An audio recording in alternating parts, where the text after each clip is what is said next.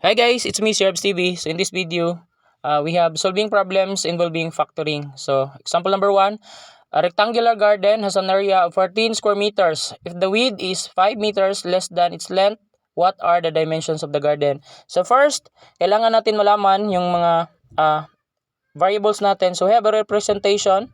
Take note, we have area of the rectangle. So we have 14 square meter.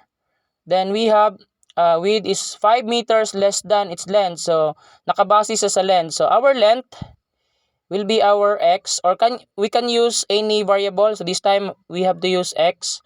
Then, our width, we have 5 meters less than its length. So, si length, x, less ng 5 meters. Okay? So, that is our length times width, or length and width.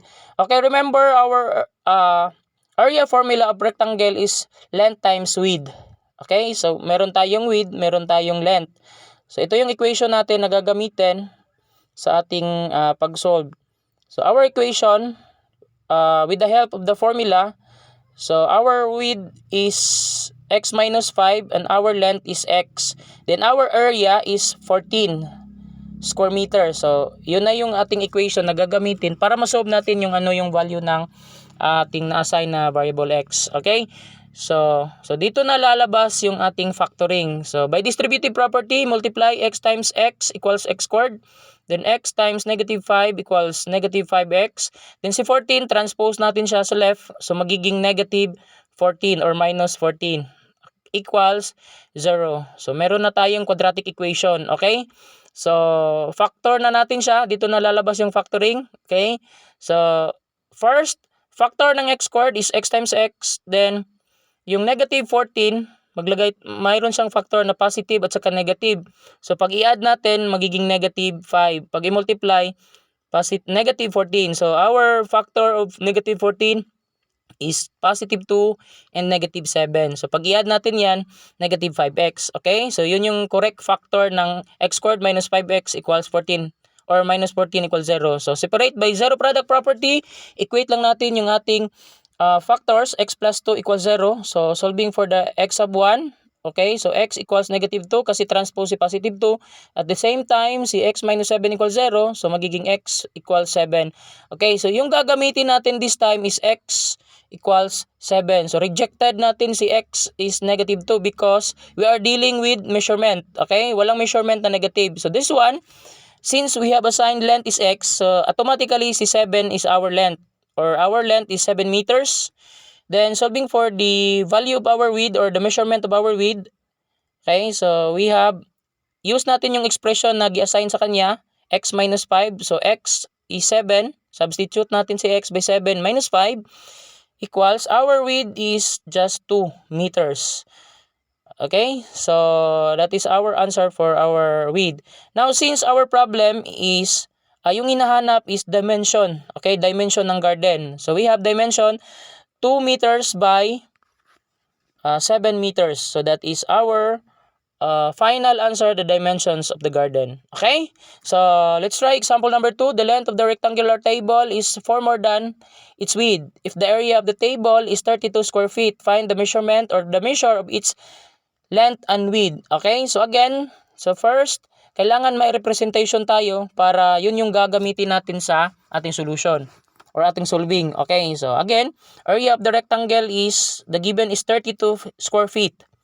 Then we have, now, based on our formula, so nakabase siya sa width, okay? So, unahin natin si width, siya yung x this time. So, our width is x, the variable x.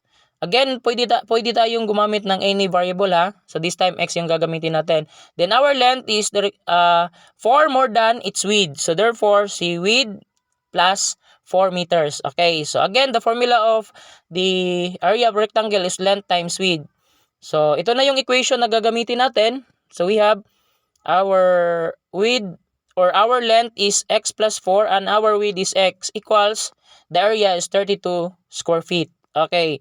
So, now, so ito na yung solution natin. So, we have the solution x plus 4 times the value times x equals 32. So, by distributive property again, x times x equals x squared. Then, 4 times x equals positive 4x. Then si 32, transpose natin sa left, magiging minus 32 equals 0. Okay? So then, factor. So, gagawa tayo ng dalawang set of parentheses. So, factor ng x squared is x times x. Then we have again negative 32. So, mayroong factor yan na plus at saka minus. Pag i-multiply, negative 32. Pag i-add, positive 4. So, that's the integer will be positive 8 and negative 4. So, pag i-add natin yan is positive 4x. So, by zero product property, equate lang natin yung factors natin by 0. So, 8 transpose to the right, magiging negative 8. So, x minus 4 equals 0. So, negative 4 transpose to the right, magiging positive 4. So, x is positive 4. Yun yung gagamitin natin. Reject natin yung negative 8. So, since we have x natin is width. So, our width is 4 feet. Then, solving for the length, we have expression x plus 4. Then, our width x 4 plus 4. So, our length is equal to positive 8 or 8 feet. So, our length and width is 4 and 8 feet. Okay? So, yan yung ating final answer. Okay? I hope you have learned something from this video. So, this video is requested by grade 8. Okay? So, salamat sa request. Thank you and God bless. Bye-bye.